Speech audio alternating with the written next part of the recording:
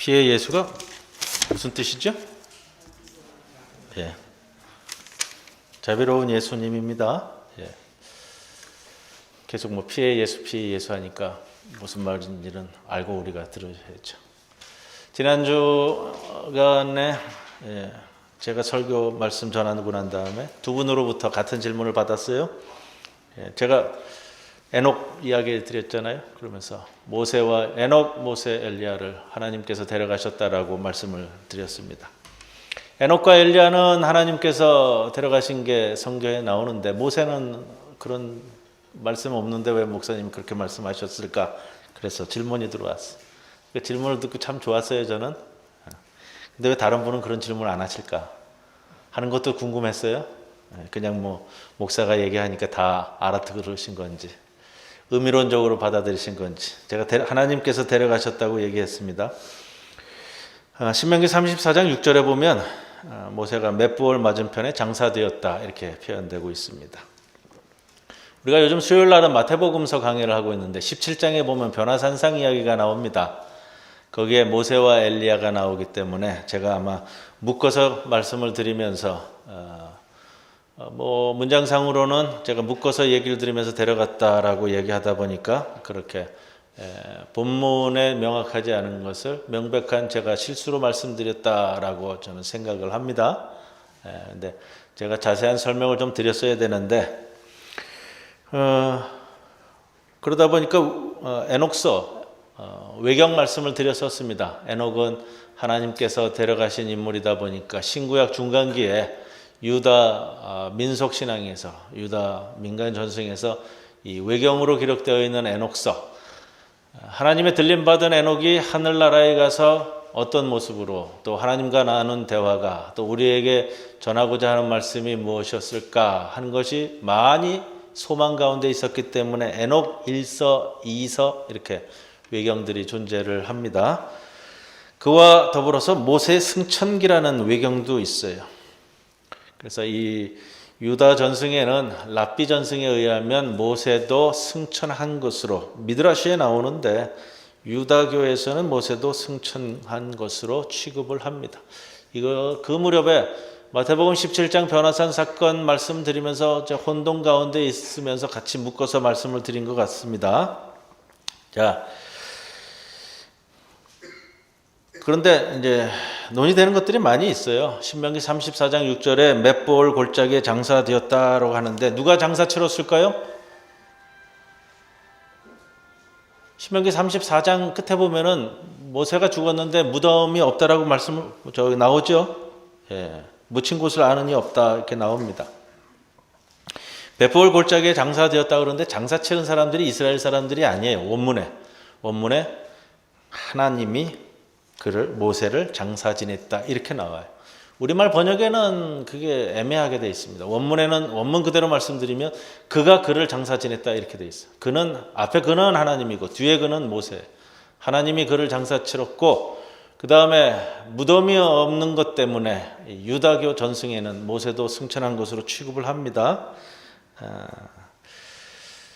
유다서 1장 9절에 보면 이런 구절이 나와요. 천사장 미가엘이 모세의 시체에 관하여 마귀와 다투어 변론할 때에, 이거는 이제 모세 승천기에 나오는 내용을 차용해서 유다서 기자가 쓰면서 모세의 시신에 대해서 마귀와 이 다툼에 대한 이야기를 나눈 것으로 여겨지는데 내용은 그거예요. 마귀가 원한 것은 모세가 죽어서 땅에 묻혀서 무덤이 세워져야 이스라엘 사람들이 모세를 신격화하고 영웅화돼 가지고 하나님을 버리고 모세를 더 추앙할 텐데 무덤도 남아있지 않고 모세도 데려간 것 같아서 마귀가 그 짓을 못하기 때문에 그것을 천사장 미가엘과 모세 시체에 관하여 마귀와 다투었다.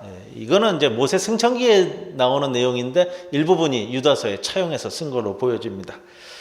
자, 그럼 뭐 그렇기 때문에 제가 함께 묶어가지고 모세 엘리야를 하나님이 데려가셨다라고 말씀을 드렸습니다. 그런 뭐 배경이 혼동 속에서 제가 말씀드렸다라는 것을, 그러나 의미론적으로는 여러분들 이해하실 줄로 믿고요.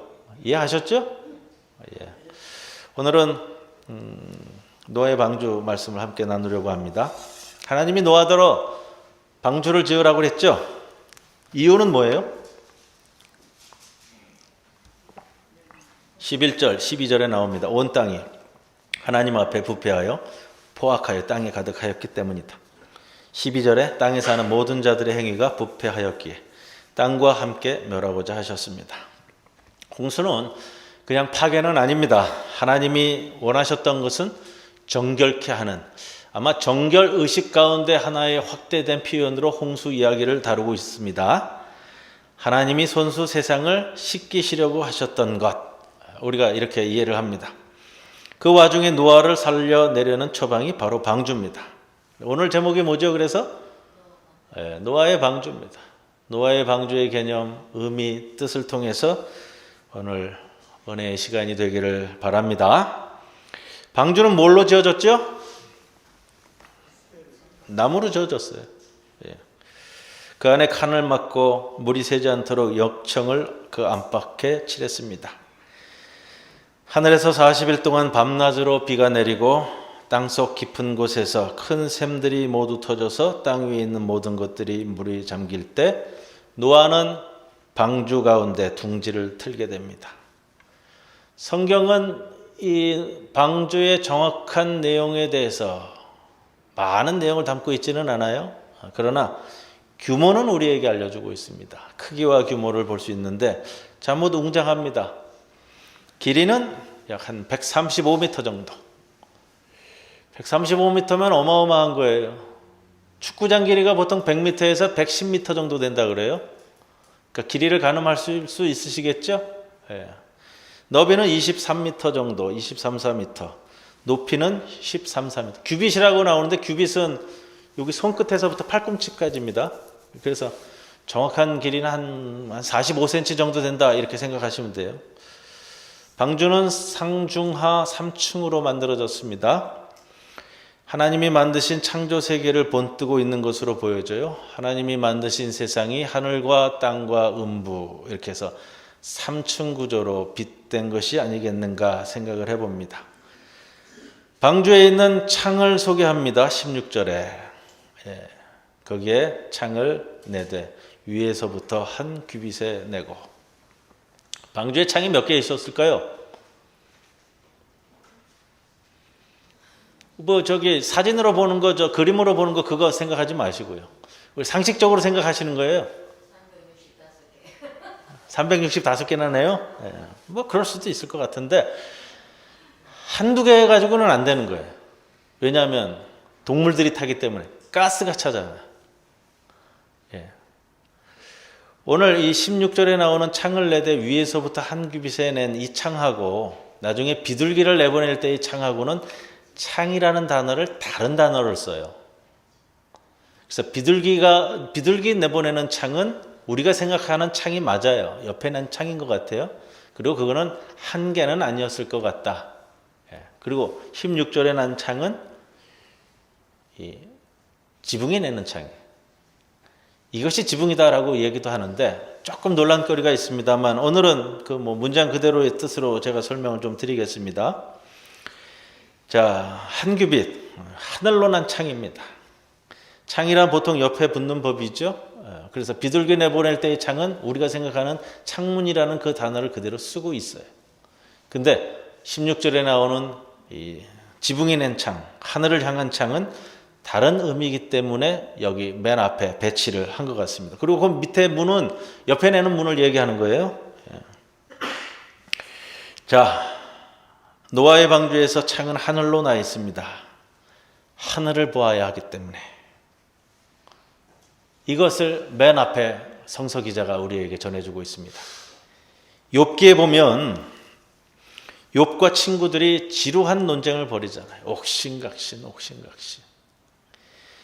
끄트머리에 35장에 가면 35장 5절에 그 친구 엘리후가 그 논쟁에 끼어서 이런 표현을 씁니다. 그대는 하늘을 우러러보라. 그대보다 높이 뜬 구름을 바라보라. 땅을 보지 말고 하늘을 보라는 겁니다. 왜 그렇게 말씀했을까요? 여러분 하늘 보고 사세요?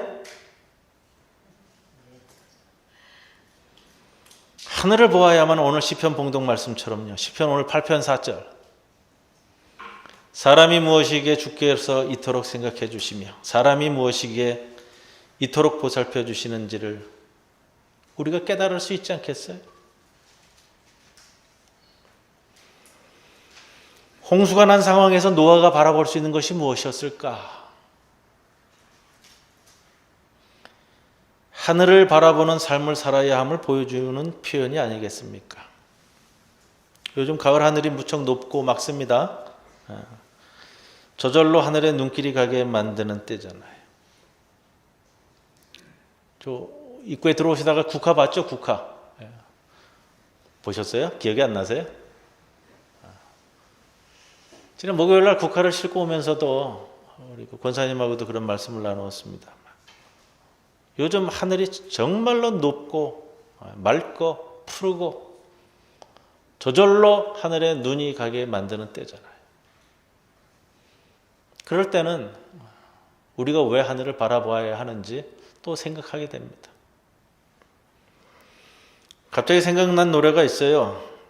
요즘 하늘이라는 노래가 있는데 그 제목으로 노래가 많겠죠. 최백호 씨의 하늘이라는 노래 아세요? 제가 항상 가슴에 담고 있는 가사 한 구절이 있어요. 하루에 한 번쯤 하늘을 보자. 이 최백호 씨 노래가 많이 히트를 했는데 이 노래는 잘 알려지지 않았어요. 가끔은 나와요. 고개를 들어 맑은 눈으로 하루에 한 번쯤 하늘을 보자. 잠시만 생각을 멈추고 잠시만 눈이 부셔도 두 눈을 뜨고 하루에 한 번쯤 하늘을 보자. 잠시만 발걸음 멈추고 잠시만 저 높은 하늘 아래 서면 나는 작고 외로운 사람일 뿐. 여러분, 우리가 오늘도 걸어가는 길이 그렇게 편하고 수월치만은 않은데 하늘을 바라보고 사는 것 하루에 한 번쯤이라도요. 앞으로 나아가기 위해서는 하늘을 보아야 하는데 방주에 탄 노아가 무엇을 보아야 하겠는가? 하늘을 바라보는 것. 이것이 방주를 설명하고 있는 오늘 말씀의 가장 큰 개념입니다. 방주는 나무입니다. 두 번째. 본문에 그 재료가 나오죠. 무슨 나무라고 나와 있어요? 고페르 나무라고 나와 있어요. 예전 번역에는 이거를 잣나무 또 전나무 이렇게 번역을 했어요. 이게 아마 배 만드는데 가장 수월했던 또 가장 단단하고 물에 잘 뜨는 재료였던 것 같아요. 근데 그것도 아닌 것 같아요. 정확하기는. 그러니까 이번 우리 개역 개정판 번역에서는 그냥 원어를 갖다 썼어요. 고페르 나무. 정확히 뭔지 나오지는 않습니다. 왜? 신구약 성서에 단 한 번 등장하는 단어예요. 어느 나무인지는 몰라요. 번역하는 사람들도 잘 모르겠으니까 그냥 이번에는 그냥 원어체로 고페르 나무 이렇게 갖다 써버렸어요. 나무라는 것은 방주의 역할이 물에 떠 있는 것이라는 뜻이에요. 방주는 배이지만 물결을 헤치고 나아가는 동력이 없어요. 동력이. 조타장치라고 하나요? 우리 안치국 집사님이 있으면 제가 좀 잘 물어보겠는데 방향장치가 없어요. 돛도 없어요. 닷도 없어요. 그냥 나무예요. 나아가는 게 목적이 아니라 그냥 떠 있는 거예요. 그래서 홍수가 난 다음에 7장 17절 18절을 보면 홍수가 났을 때 방주는 땅에서 떠올랐다. 물 위에 떠다녔다. 이렇게만 표현해요. 이 방주는 내 힘으로 나아가는 것이 아니라는 거예요. 물결 따라가는 거예요. 물결 따라가는데 정확히 표현한다면 하나님이 이끄시는 대로 가는 거예요. 하나님이 인도하시는 대로만 가는 게 이 방주예요. 조타장치가 없잖아요. 동력도 없잖아요. 닷도 없고 돛도 없고요. 세 번째 방주는 나무입니다. 살려면 방주 안에 있어야 되는 거예요. 방주로 들어가라는 이 초대에 응답한 사람만이 생명의 노래를 부를 수 있습니다. 예수 그리스도는 참 포도나무요 우리는 그 가지입니다. 요한복음 15장 15절 말씀처럼 가지가 열매 맺으려면, 살아남으려면 나무에 붙어 있어야 되는 겁니다. 우리가 살기 위해서는 하나님 안에 거해야 되는 것과 같은 이치죠. 이 대홍수 때에 방주 밖에서는 살 수 없는 거예요. 네 번째 방주는 둥지입니다. 둥지. 하나님 안에 튼 둥지입니다. 방주는 생명을 지켜주는 성소입니다. 성전이 만들어지기 전에, 교회가 지어지기 전에 하나님을 만나는,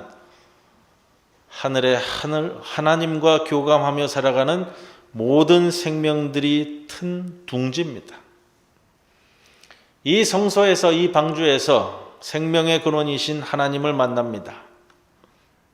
이 성소에서는 모두가 더불어 생명을 추스리는 겁니다.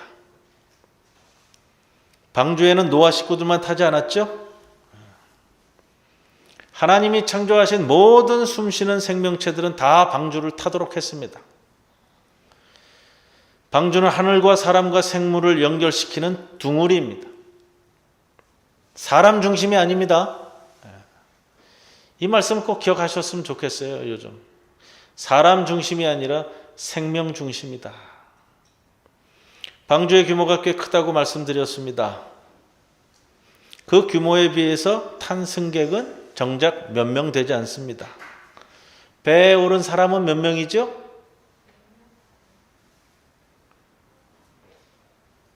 노아와 노아의 아내, 8명. 우리 최인영 권사님 정확하게 딱 나오네요. 왜 8명이에요? 셈, 함, 야벳, 그리고 며느리 셋.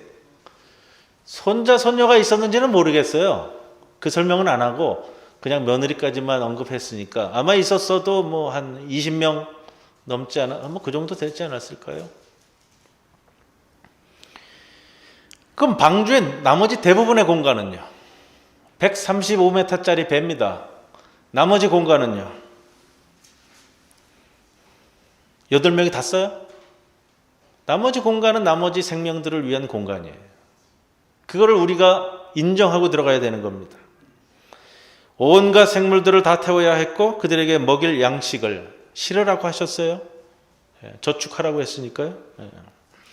그래서 노아의 방주는 상당 규모에 달하게 되었습니다. 얼마나 많은 짐승들이 탔는지 정확한 숫자는 우리는 모릅니다. 그러나 한 가지 명확한 건 있어요. 이 방주는 사람만을 위한 방주가 아니었다라는 겁니다. 우리 사회가 자연을 잃어버리고 이웃을 잃어버리게 된 데에는 우리 생각이 지나치게 사람 중심이었기 때문이다. 이건 우리 모두가 인정하잖아요, 지금. 하나님이 지으신 창조 세계가 식물, 동물, 땅, 하늘, 사람 서로 연결되어 살도록 만들어졌음을 우리가 잊어버리지 마셔야 됩니다. 세상은 사람만의 것이 아닙니다. 또 우리 세대 것만도 아닙니다. 우리의 살아감은 흙에서 왔다가 흙으로 돌아가는 사이에 잠시 머물며 살다가는 나그네 살이이다 라는 것이 맞잖아요. 이게 우리 삶의 여정이잖아요. 그 사실을 잊어버리면 하나님께서 이 세상을 창조하시고 보시기에 좋았더라 할 오늘 이 세상이 사람들만의, 자기들만의 편의와 풍요를 이루고자 애쓰는 그런 생존터로 전락해버리고 마는 거잖아요. 그러면 우리들에게는 다른 생명체들을 보듬는 여유가 들어설 틈이 없고 맙니다. 방주는 인간만이 아닌 모든 생물들을 위한 방주였습니다. 5번째로 방주는 상자라는 뜻이에요. 상자. 히브리어 단어가 테베라는 단어를 쓰고 있는데 이 단어는 출애굽기에 또다시 등장합니다. 모세의 어머니가 3달 된 아기를 나일강 물에 띄어보낼 때 아이를 이 테베에 담아서 보냈습니다. 테베는 상자예요. 갈대 상자. 노아의 방주와 모세의 갈대 상자가 같은 단어를 쓰고 있습니다. 똑같은 단어를 쓴다는 것은 보여주는 바가 큽니다. 둘 다 물에서 구출되어야만 했죠. 하나는 홍수에서, 하나는 나일강에서. 구출되는, 구원받는 경험 없이는 세상을 구출하는 삶을 이룰 수 없다는 겁니다. 구원된 경험이 있어야 다른 사람을 구출할 수 있습니다. 모세라는 이름은 물에서 건져낸 자란 뜻입니다. 그런데 엄밀하게 말하면 물에서 구출된 자는 히브리어로 모세가 아니라 마슈이라고 써야 되는 게 맞습니다. 그런데 모세라는 이름은 물에서 구출되어진 자, 수동태가 아니라 능동태로 쓰였어요. 나일강 물에 떠내려가다 구출된 자인데 이름은 남을 구출하는 자, 남을 구원할 자라는 이름을 얻었습니다. 사실 이 모세라는 이름은 히브리식 이름이 아니라 이집트식 이름입니다. 이집트어로 누구누구로부터 난 아들, 누구누구의 자식이라는 뜻입니다. 출애굽 당시 이집트 파라오의 이름이 투투모세예요. 투투에게서 난 자식, 투투의 아들이라는 뜻입니다. 함부로 쓰는 이름이 아니고요. 이집트에서도 왕족의 이름, 귀족의 이름입니다. 그렇지만 유대 전승은 모세란 물에서 건져냈다라는 뜻의 히브리어에서 온 말로 바꿔서 받아들였습니다. 모세는 스스로 물에서 구원될 수 없습니다. 자기 힘으로는 물에 떠내려가는 상자에서 벗어날 수 없었습니다. 그런데 마슈이가 아니라 모세로 바뀌어진 모습에는 하나님의 은총이 담겨져 있습니다. 어린아기 모세를 담고 갔던 이 상자는 하나님의 은총을 담고 가던 상자였습니다. 방주는 그렇기 때문에 하나님의 은총의 수단입니다. 하나님의 임재를 드러내는 상자입니다. 모세를 실었던 방주를 떠올릴 때마다 이스라엘은 하나님의 임재를 생각했습니다. 지난날 하나님께서 그렇게 모세를 인도하셨던 것처럼 오늘날 시련 중에 있는 이스라엘과도 하나님이 함께 하신다는 확신을 주는 말씀입니다. 이것이 우리에게도 오늘날 동일한 사건이 되는 겁니다. 우리와 함께 하신다는 임재의 사건, 은총의 사건이 되는 겁니다. 갈대 상자에서 건져내어진 모세가 하나님의 손에 붙들려서는 세상을 건져내는 자로 나서게 됩니다. 이것이 방주에서 나온 자의 모습이고 방주에서 나올 자들의 모습이라는 것이지요. 흔히 교회를 방주에 빗대어 이야기합니다. 생명을 살리는 방주입니다. 노아의 방주는 대홍수 속에서 사람뿐만 아니라 온갖 짐승들도 살아남게 하였던 구원의 배였습니다. 이 배에서 노아는 무엇을 했을까요?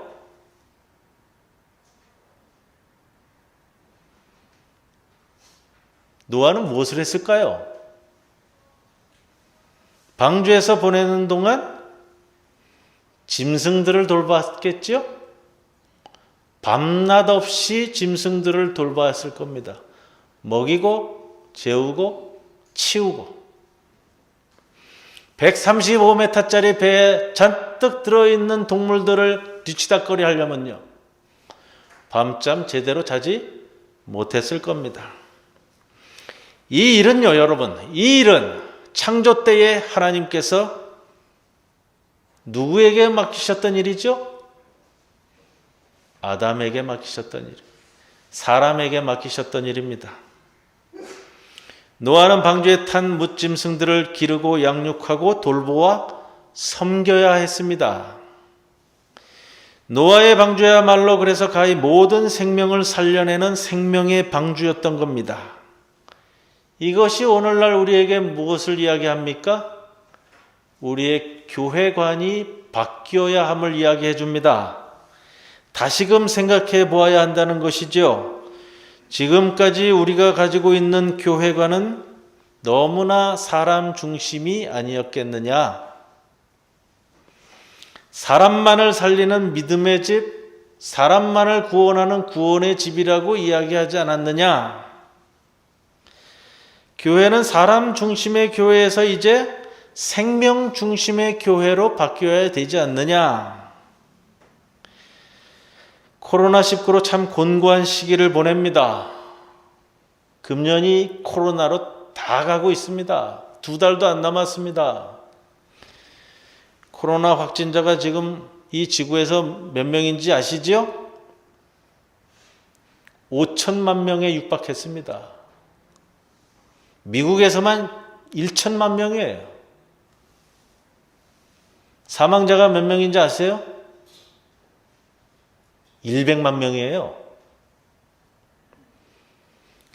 어제 저녁 8시에 예배 준비 마치고 편안한 마음으로 KBS 방송을 하나 봤어요. 특집 방송이었는데 코로나19. 연초부터 이 지구상에 산불이 계속 났죠. 호주에서 시작됐어요. 몇 달을 태웠어요. 그리고 어디에서 또 시작됐냐면 미서부에서요.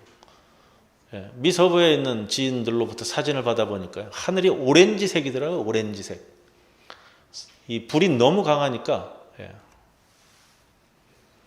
시베리아에서도 산불이 났어요.